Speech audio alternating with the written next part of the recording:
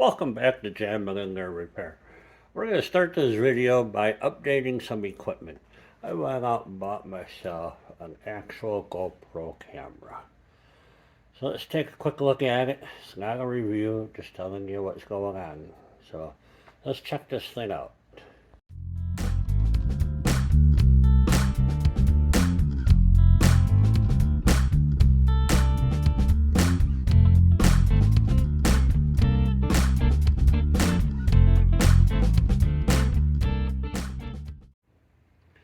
So this is a GoPro Hero 9 because I picked it up for about $260.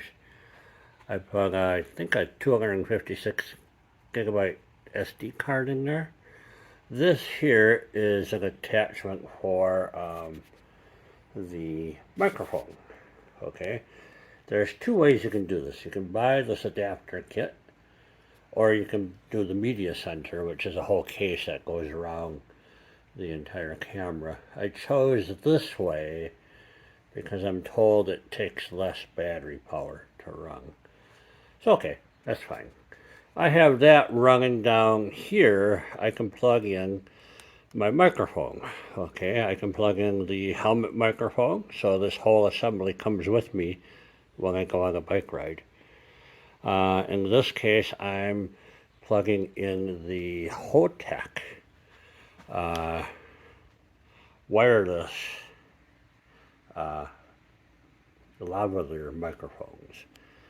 So I just have that stuck in here. You can see the wire going from here up to the camera, to the adapter.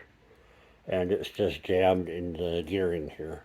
Because when I work this mount, the whole thing goes. So that works fine. That goes over to the wireless lapel mic. And I bought this some time ago to use with my smartphone. But then I bought Android, a Google Pixel 7, and it does not have a microphone jack in the telephone you're watching right now. So I couldn't use it. Bummer. So the new GoPro camera lets me do that. This will make my audio, I hope, better for when I walk away from the camera. I mutter stuff in the background all the time and nobody can hear it.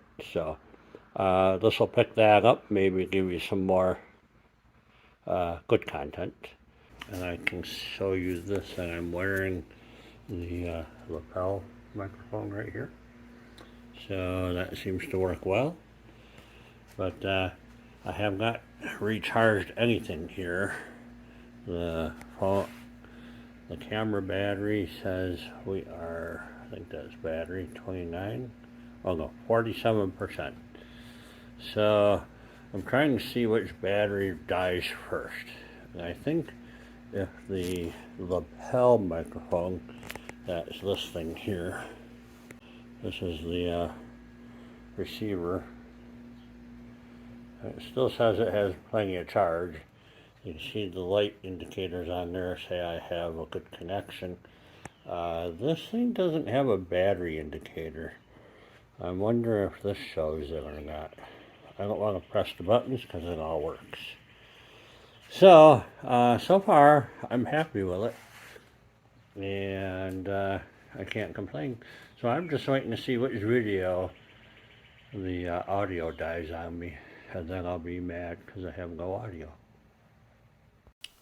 Alright, so here we are on the new camera and the new microphone setup. So the nice thing about this is, let's say I need to go over here, swear up and down about something, and throw my arms around and yell at the dog and whatever. You can still hear me just as good as if I was standing right over here by the camera. So that's an improvement. So the camera has a full charge battery. The wireless microphone system, you gotta charge 2 batteries. Both of those are fully charged. And I'm gonna just do a recording until something stops recording. We're gonna continue working on this starter. Oh boy, oh boy, oh boy. I'm not sure where to start with this thing.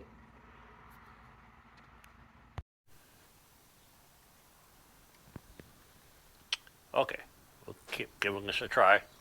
For some reason the camera keeps turning off, so I'm not sure what's going on here. I am going to try and get that race out of there so I can get a size of what I need for the bearing. I can get the bearing ordered.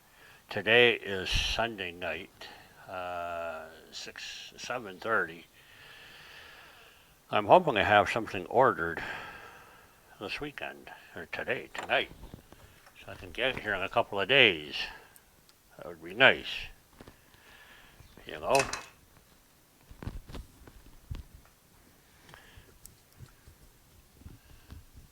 Be even nicer if this microphone and camera just works.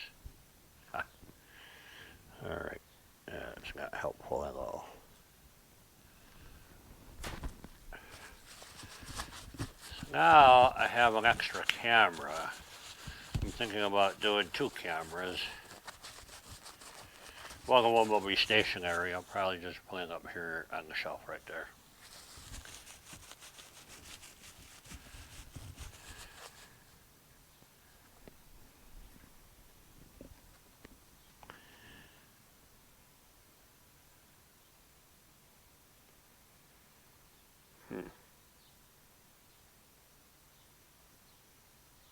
Yeah, it's peeling up right there. I was real close. I don't know if you can see that. Right there. I think I could just get up in there and peel it up some more.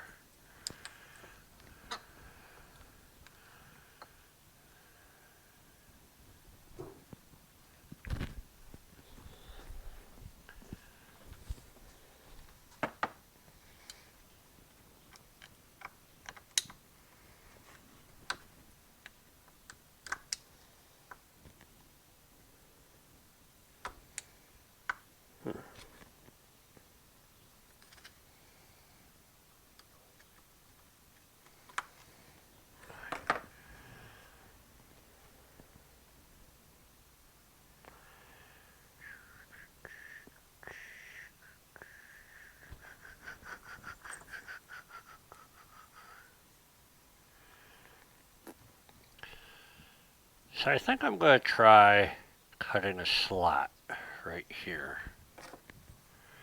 Right here. That'll give me a way to pound it out from this side. It's the only thing I can think of.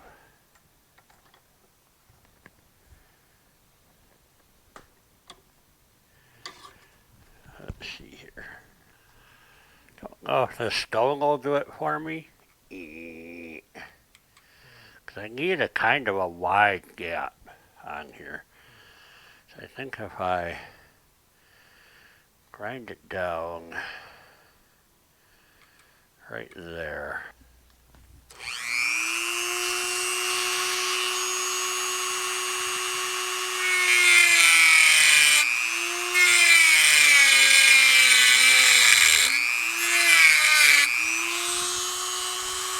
And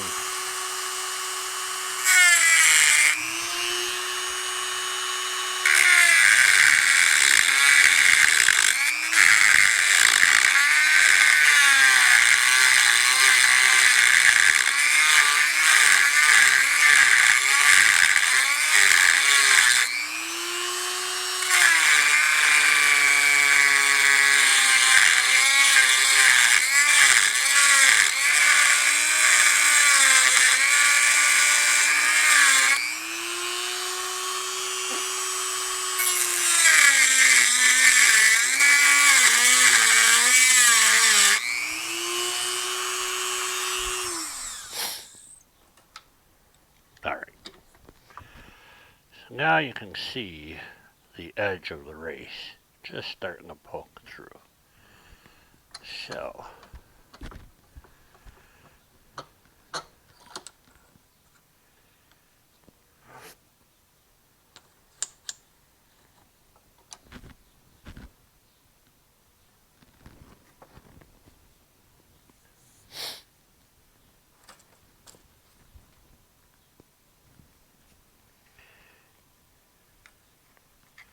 just get a hammer.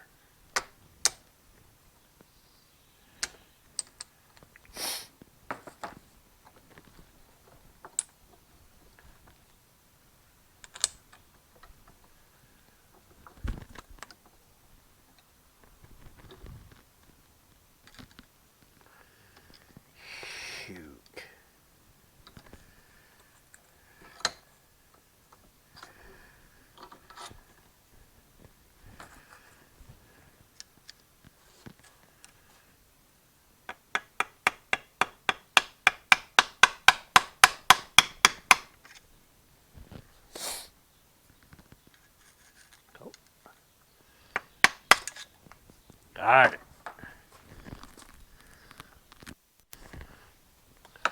There it is. Excellent. Oh, that'll be fine. Yeah, that'll work just fine, I think.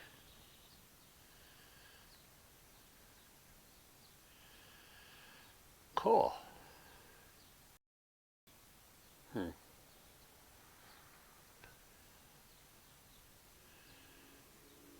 All right. Now then, I need to find me a bearing. So I need to take some measurements. Maybe I'll get real lucky and I can read the measurements. The number off of here. Looking along the edge.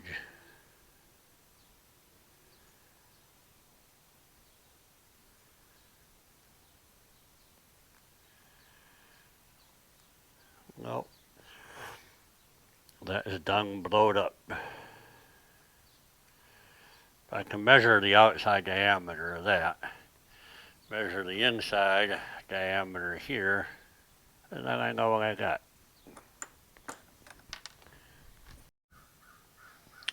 Alright, so here we are a few days later. I did not charge my battery.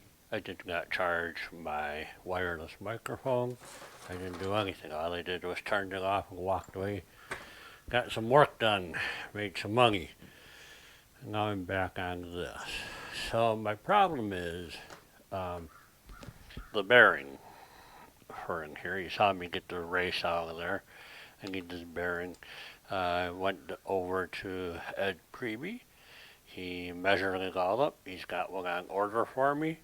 It'll be here in a few days. So I'm sort of stuck. Can't do anything with that. So that's a bummer. And then I come over to the bike, and when Scott was over here the other day, we hit things with hammers. Here, I'll show you that right now. Okay, we're back to working on the Honda. The foot pegs here are all bent up. I have a guest here, Scott. He's going to be helping me out. Scott, welcome to the channel. Hello. He doesn't currently have your own YouTube channel. I do have a YouTube account, but I don't have an actual channel. Oh, all right. Well, maybe that might change. But that could change in the future. So we took off the foot pegs on this because they're obviously bent way up. So we're going to attempt to straighten them out, make them less bent. Just correct them. Well, hold that for me. You want to do it with heat or without heat? Well, we can start. Yeah, I would just do it over here. Yeah. Do it this way. Because the clamp won't ever hold it. Yeah. Probably may have to use heat. It's definitely looking like I'd have to use a bar or heat. Yeah, let's try it this way once. Let's go right off the anvil here. Right. And let you hold that side. Sure. I'm going to bang on this side so the people at home can see what we're doing. Watch your hand. Is that hurting? Doesn't seem like it's doing anything. Oh, it is. It actually is.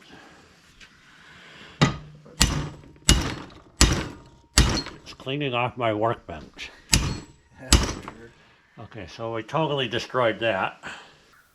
So that was a lot of fun. Didn't get anything done, but we hit things with hammers, and you can never have a bad time doing that. We did install, I bought for like $38, a new front brake cable, okay, because this had none, and I had the lever, I had everything here. And we installed it. It only took us a few minutes. I forgot to turn on the camera. I need to learn how to work with cameras and other people. So I'm still trying to figure that out. So the cable comes down here, and you can see it hooks right into the original. And when I squeeze that bad boy, come on, there you go. At least we think it works. we don't go. So now the other problem is the back brake cable right here, this guy, is completely frozen. Okay, I've been squirting juice down it and everything, and it's just not freeing itself up. So we're going to work on that a little bit. Now, here's this. Before we get to that, I'm going to update you on this. Here we go. All right. This is the starter assembly, the Kickstarter. I have this assembly here pretty much put together.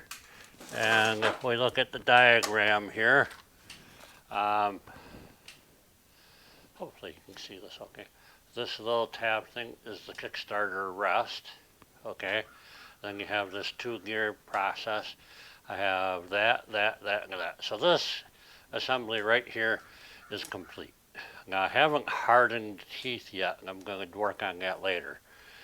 But what I'm missing here, we have this whole assembly here. This is the variator, I think they call it. That's complete. What we're missing here is this bushing, the one that goes right here, and this washer, which goes on the back of here. Now, it's a stepped washer, and I'm not sure why, but this does travel in and out like that. So I think the smaller washer on the inside and a larger washer on the outside, I think, because you can see a wear mark right here. So, but I think they want to have a little space in between here, so this doesn't slam into this gear all the time. So they're hitting it on the shoulder. So I think that's what they're doing. I'm not sure why they have to be glued together, but I'll find out. So I'm looking for that washer. This bushing that goes in here is on the way. I should have that in a few days. So otherwise, we're almost all set. A couple of washers. I got this all figured out, how this all goes together. All right, let's whip up something delicious. No, not that. Kickstarter gears. So here's the story. As you know, I had a friend weld on some teeth for me, okay? And I got them all ground down. They're not perfect, but I think they're fine. But the problem is these are not hardened. They are soft. And to harden them, I am going to put them in my oven at 450 degrees for an hour. And then I'm going to let them cool all the way down to room temperature. And then I'm going to warm them up again to 450 degrees for another hour. And then let them cool back off. And we'll check to see how the file test works on these. It's the Kickstarter for the Honda Urban Express. And I'm just too cheap to go buy some. Alright, so I took and ran the stove up to 450 degrees. I cooked the gears at 450 degrees for an hour. Then I turned the stove off and left the gears sitting in there for 4 hours to cool down. Then I turned the stove back up to 450 degrees and cooked them for another 4 hours. Now, I turned it off late last night, and it's been sitting in there overnight. Obviously, they're cool.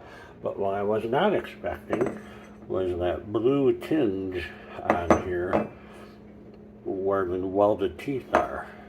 Okay, so we're going to go outside and we're going to run a file across that to see if those teeth have gotten any harder.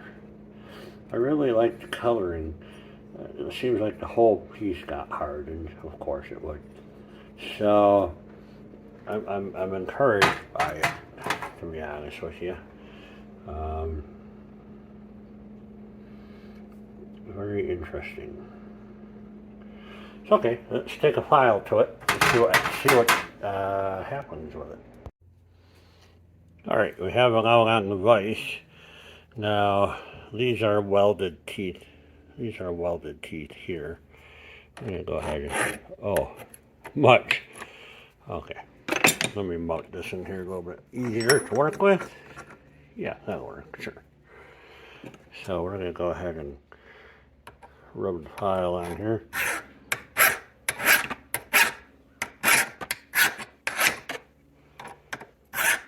It's a lot better than it was.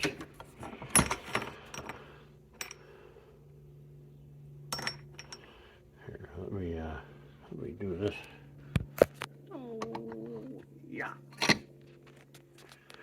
All right. So this is the good teeth. That escapes across there real nice. These are the welded teeth. Oh, nope, still cutting into it. You can see where we cut into it. But I think it's harder than it was.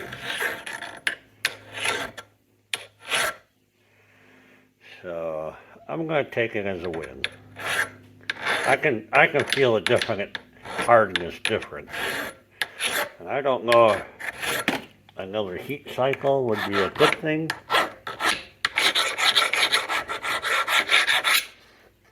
So, that is what it is. I'm going to leave it like that. Run what you brung. Alright, that's it for the 1982 Honda Urban Express. I'm throwing in the towel. I give up. No, actually, I just want to move on from it. I'm tired of it, and the money I'm going to have to spend to get this thing running is not what I want to do. So I'm giving it to Mike and his son. He's going to get this thing running, pay me a few bucks, and go to a better home. So, all right. Goodbye, Honda Express. That's right. The Honda Urban Express is gone. So here's what happened. I have a starter problem on my Yamaha Riva 125. This is my going to town scooter. I can carry stuff up in the trunk. It's got a glove box up here. And she scoots along good. Easy to drive, easy, no shifting or anything like that. Reliable. Well, the starter went out. And I thought I could have that Honda on and off the table in a couple of weeks. And the more I dug into that Honda Urban Express, the more and more and more it was going to cost me. So I had an offer from a guy to go ahead and sell it to him. The numbers don't make a lot of sense, but for me they never seem to matter. Well, they do a little bit. So I sold the Honda Urban Express for $50. Okay? It had a bad carburetor. There's no saving it. It had all the problems with the Kickstarter that needed to be sorted through. And it had a whole bunch of other issues. I added up the math. I was going to have to spend $350 on that bike to get it to, be safe to drive. Tires, batteries, light bulbs. So when I got an offer to sell it for $50, that's what I spent on it. Front brake cable and parts for the starter. So here's the kicker. The starter here I kept. Okay? Because if I can fix just the starter and have a working starter for a Honda Urban Express, that's the profit. I can sell this thing easily for several $100s and make my money on just the starter. So, that's the plan. And move on with my life. I need to get this done. I have more parts for the Vespa. Need to get that done. The Suzuki GS 550. I'm thinking about removing the rear rack and luggage and all that. And, slim it down a few pounds. So, something to think about. All right. Uh, thanks for watching. I appreciate it. Next video, Yamaha Riva. See if I can fix that starter. Uh-oh. Am I back in the starter repair business? Ay, ay, ay. Bye-bye. Are you done? Knock the shit off, honey.